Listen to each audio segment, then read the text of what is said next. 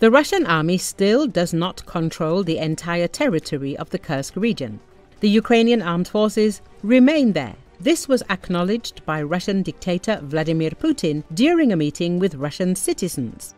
Yes, we have driven the enemy out of the Kursk region, but there are still some remnants sitting in some crevices and basements. We hear what they are saying, asking for evacuation. But I will not go into details now, he said. At the same time, Putin told a fable about how several Ukrainian soldiers, after being captured, were allegedly sent back to the positions occupied by the Ukrainian Armed Forces so that they could persuade their comrades to surrender to Russian captivity. Allegedly, this was not an isolated case. When something like this happened on the Kursk Front, Russian state media RIA Novosti on April the 27th quoted the acting commander of Russia's 810th Brigade, who reported to Putin that scattered groups and individual soldiers of the Ukrainian Armed Forces will soon be destroyed. Ukraine launched its cross-border incursion into Kursk Oblast in August 2024, marking the first major foreign ground offensive into Russian territory since World War II. The operation sought to delay a planned Russian push into Ukraine's Sumy Oblast and redirect Russian forces away from eastern Donetsk Oblast.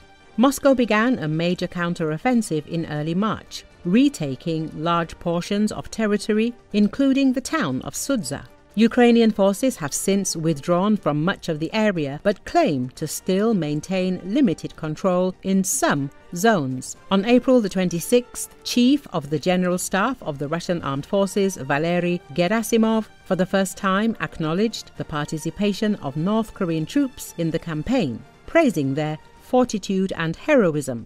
Kiev and Seoul have previously said that North Korea has dispatched around 11,000 troops to Kursk Oblast, though Moscow has not openly confirmed this until now. On April the 26th, the Russian dictator stated that Russian occupiers allegedly fully control the entire territory of the Kursk region.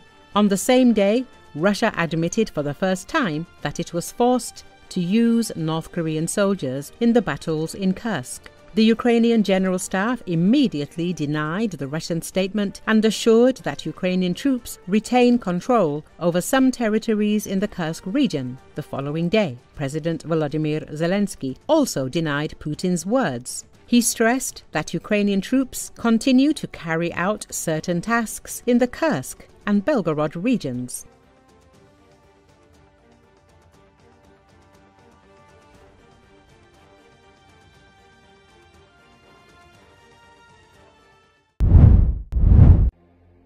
The British military launched airstrikes with the United States targeting Yemen's Houthi rebels, officials said early Wednesday, their first attack in Washington's new intense campaign targeting the Iran-backed group. According to Associated Press, the United Kingdom offered a detailed explanation for launching the strike, in a departure from the US, which has offered few details about what it says are more than 1,000 targets it has hit since beginning its campaign on March 15. The campaign, called Operation Rough Rider, has been targeting the rebels as the Trump administration negotiates with their main benefactor, Iran, over Tehran's rapidly advancing nuclear program. The UK Defence Ministry described the site attacked as a cluster of buildings, used by the Houthis to manufacture drones of the type used to attack ships in the Red Sea and Gulf of Aden, located some 15 miles south of Sana'a. Royal Air Force Typhoon FGR-4S took part in the raid, dropping Paveway 4 guided bombs, the ministry added.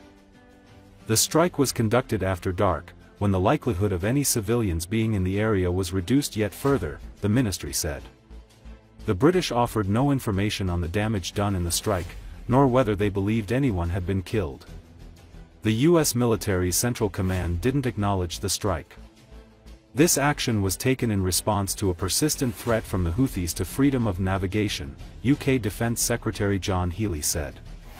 A 55% drop in shipping through the Red Sea has already cost billions, fueling regional instability and risking economic security for families in the UK. The Houthis reported several strikes around Yemen's capital, Sana'a, which the group has held since 2014. Other strikes hit around Sada. The British have taken part in airstrikes alongside the US since the Biden administration began its campaign of strikes targeting the Houthis back in January 2024.